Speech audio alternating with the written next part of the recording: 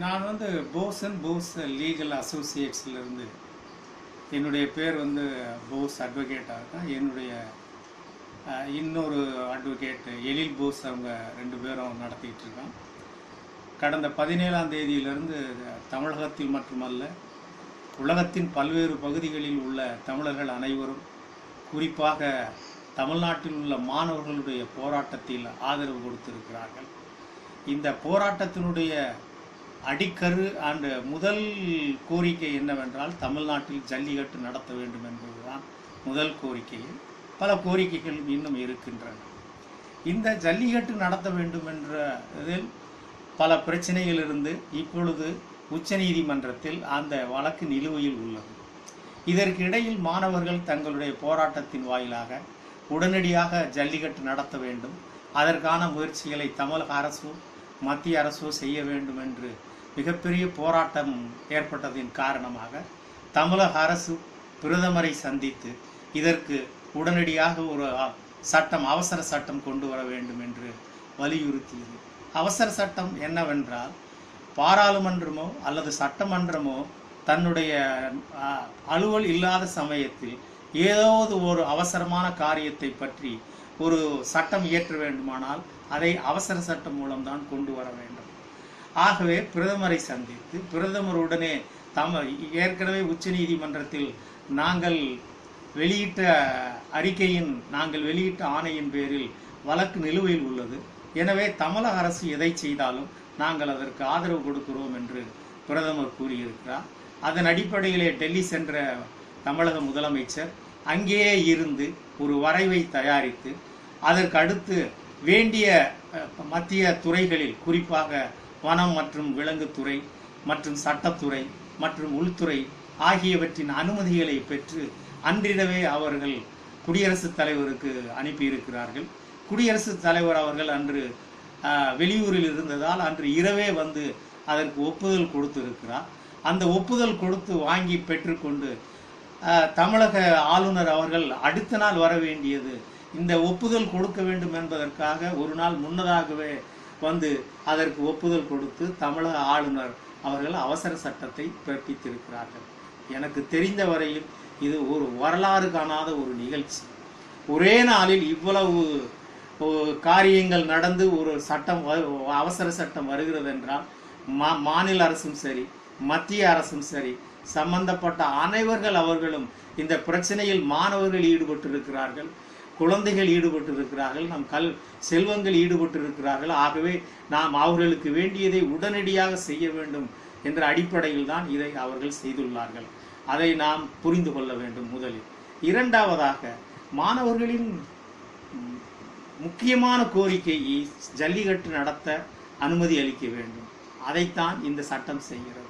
ஒன்றை மட்டும் நாம் புரிந்து கொள்ள வேண்டும், மாணவர்கள் சொல்லுகின்ற கோரிக்கையை நிறைவேற்றுவதற்கு இப்படித்தான் செய்ய முடியும், இதை தவிர வேற வழியே கிடையாது. நான் கூட பத்திரிகைகளில் படித்தேன், இந்த அவசர சட்டத்தினுடைய நகலை ஆளுநருக்கு கொண்டு செல்லும் பொழுது சட்டமன்றம் கூட இருக்கிறது, ஆகவே அதற்குள் எதற்கு கொண்டு வர வேண்டும் என்று கேட்டதாக நான் படித்தேன். அது எந்த அளவுக்கு உண்மை என்று எனக்கு தெரியவில்லை.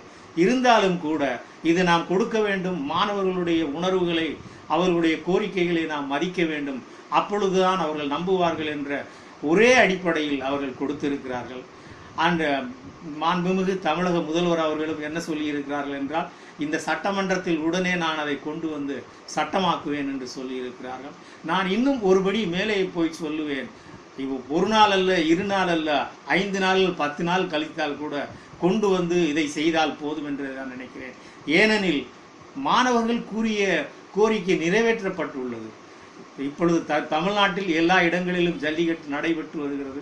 ஒன்றை நீங்கள் புரிந்து கொள்ள வேண்டும், இந்த ஜல்லிக்கட்டுக்கு உங்களைப் போல ஜல்லிக்கட்டு ஆர்வலர்கள் பல்வேறு அமைப்புகள் இருக்கின்றன.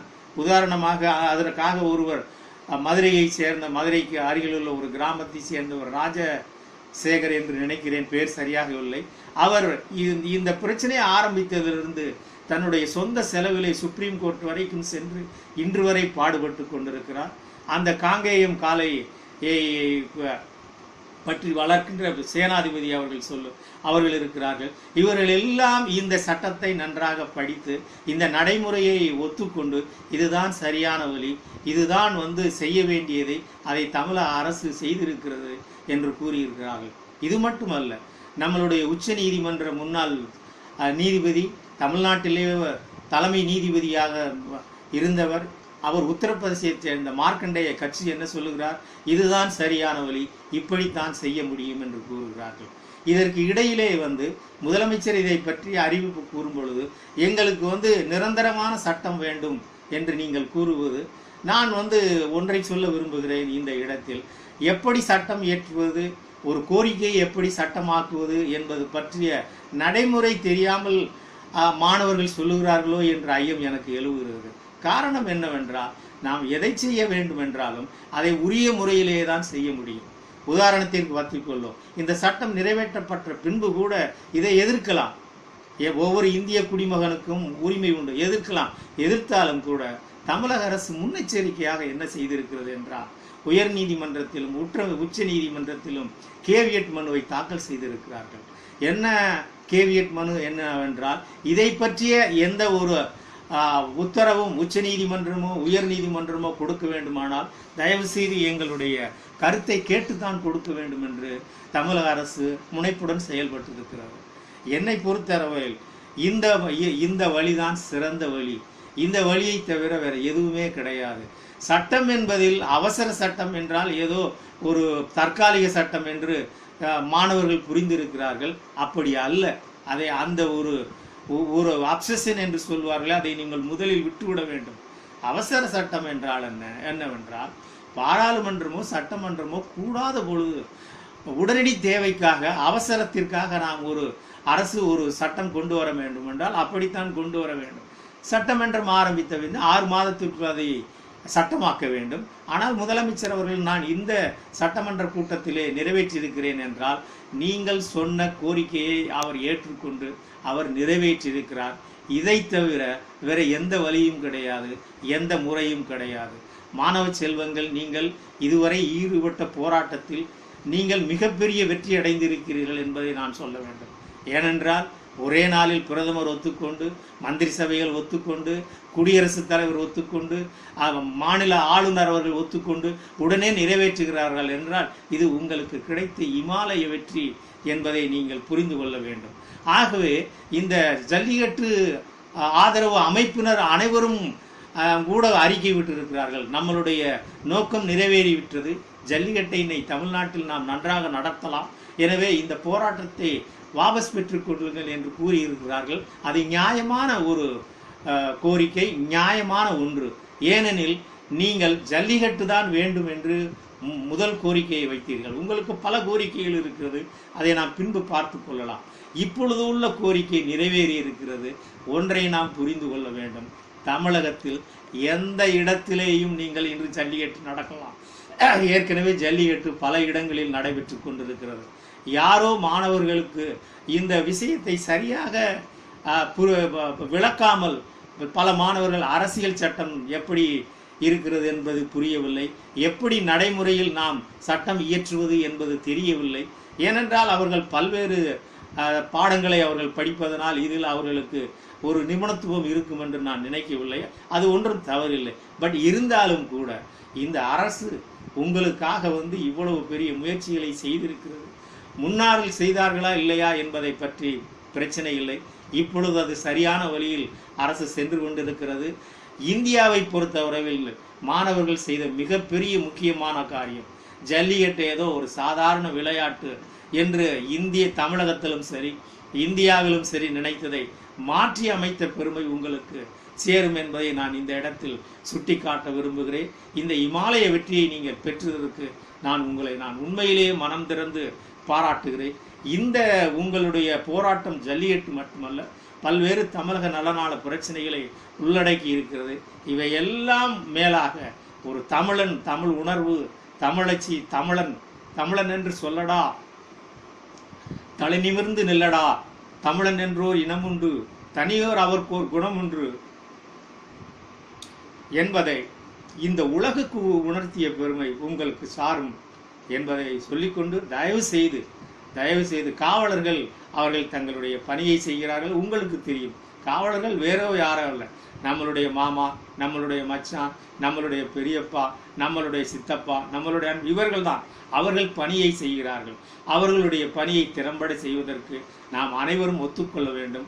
மாணவர்கள் மிகவும் இன்றியமையாதவர்கள் என்பதை நீங்கள் மீண்டும் ஒரு முறை பார்த்தீர்கள். நான் தொலைக்காட்சியில் பார்க்கும் பொழுது மாணவர்கள் காவல்துறையினை நீங்கள் கலைந்து செல்லுங்கள் என்று சொல்லுங்கள். கலைந்து செல்ல மாட்டோம், நாங்கள் கடற்கரையில் உள்ளே சென்று தற்கொலை செய்து கொள்வோம் என்றெல்லாம் கூறுகிறீர்கள். தயவு செய்து அப்படி செய்யாதீர்கள். ஏனென்றால் உன்னை நம்பித்தான் அடுத்த 50 ஆண்டுகால தமிழக வரலாறு உன் கையில் உள்ளது. உன்னுடைய உயிர் சாதாரண உயிர் அல்ல. ஆகவே இதை புரிந்து கொண்டு நாம் நம்மளுடைய இந்த போராட்டத்தை விளக்கிக் கொள்ள வேண்டும். சமயம் வரும் பொழுது நாம் மீண்டும் எடுத்துக்கொள்ளலாம். ஏனெனில் நம்மளுடைய எல்லாம் கையில் இருக்கிறது. ஒரே நாளைக்குள் தமிழகத்தில் ஒன்று சேர்வதற்கு 5 லட்சம் பேர் 10 லட்சம் பேர் ஒரே இடத்தில் ஒன்று சேர்வதற்கான அனைத்தும் உங்கள் கையில் உள்ளது என்பதை நீங்கள் புரிந்து கொண்டு நாம் ஒரு நல்ல வழியில் செல்ல வேண்டும். உங்களுக்கு எந்தவித சேதமும் ஏற்படக்கூடாது என்பதை கருத்தில் கொண்டு நான் இதை உங்களுக்கு விளக்குகிறேன். இன்னொன்றையும் நீங்கள் நன்றாக தெரிந்து கொள்ள வேண்டும். இதை விடுத்து நாங்கள் இன்னமும் போராட்டம் செய்வோம், அதை செய்வோம், இதை செய்வோம் என்றால் உங்களுடைய நோக்கத்திற்கு களங்கம் கற்பிக்கப்படும் என்பதை நான் உங்களுக்கு பணிவுடன் சுட்டிக்காட்ட விரும்புகிறேன். ஏதோ ஒரு காரணத்திற்காக நீங்கள் செய்கிறீர்கள் என்று அவர்கள் நினைப்பார்கள். இது மட்டுமல்ல, சட்டம் வந்த பின் பீட்டா மற்ற அமைப்புகள் உச்ச நீதிமன்றத்திலோ உயர் நீதிமன்றத்திலோ அவர்கள் தடை கோரக்கூறும். அந்த தடையை நிறுத்துவதற்காகத்தான் கேவியட் மனுவை தமிழ்நாடு அரசு தாக்கல் செய்திருக்கிறது. உங்களுடைய உணர்வுகள் சரியாக புரிந்து கொள்ளப்பட்டிருக்கின்றன. இந்தியாவில் உள்ள அனைவரும் நன்றாக புரிந்து கொண்டிருக்கிறார்கள். குறிப்பாக மிக மாண்புமிகு உயர்திரு மிகப்பெரிய அமைப்பான உச்ச நீதிமன்றமும் இதை உற்று நோக்கி கொண்டிருக்கிறது என்பதை நான் தெளிவுடன் கூற விரும்புகிறேன். ஏனெனில் அவர்கள் முடிவு செல்லும் பொழுது சட்டத்தின் அடிப்படையில் கொடுக்கப்பட்டிருக்கின்ற ஆவணங்களின் அடிப்படையில் கொடுப்பார்கள். இருப்பினும் உச்ச நீதிமன்றம் என்பது ஒரு மிகப்பெரிய உயர் இடத்தில் உள்ளது. ஆகவே அவர்களும் இந்த பிரச்சனைகளை புரிந்து கொள்வார்கள் என்பது எனக்கு தெரிகிறது.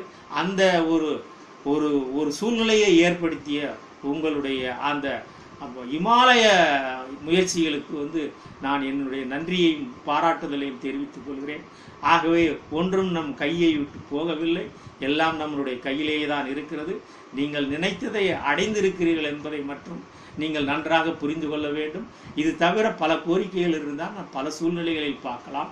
அதை தீர்ப்பதற்கு இது நேரமல்ல என்று உங்களை சொல்லிக்கொண்டு இன்னமும் நன்றாக அரசியலை நன்றாக படியுங்கள்.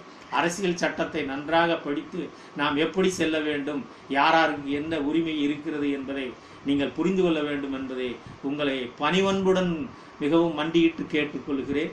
உங்களுக்கு ஏதாவது இதை பற்றிய விளக்கங்களோ இல்லது விவரங்களோ ஏதும் தேவைப்பட்டால் எங்களை தொடர்பு கொண்டால் நாங்கள் அதை நிறைவேற்றுவதற்கு மிகவும் பணிவாக இருக்கிறோம் என்பதை மிகவும் தாழ்மையுடன் கேட்டுக்கொள்கிறோம். நன்றி, வணக்கம். தமிழன் வாழ்க, தமிழ் வாழ்க.